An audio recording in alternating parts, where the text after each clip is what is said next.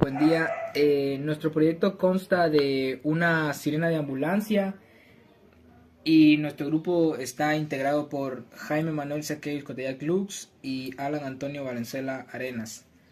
Eh, Vamos a ver el funcionamiento y es que cuando le damos al interruptor se prende la LED y suena el buzzer.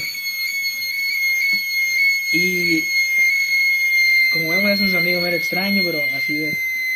Y aquí tenemos el pulsador y cuando lo presiona hace distintos sonidos.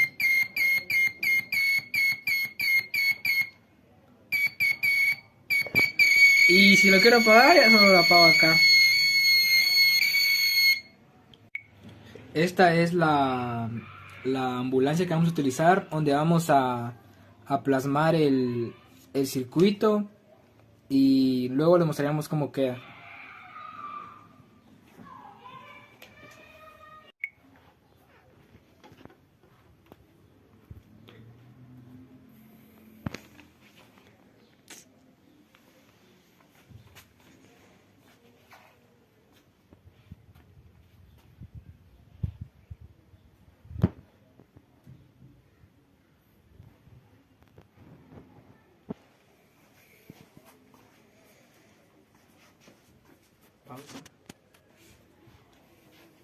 Acá está ya el circuito plasmado en, en nuestra maqueta.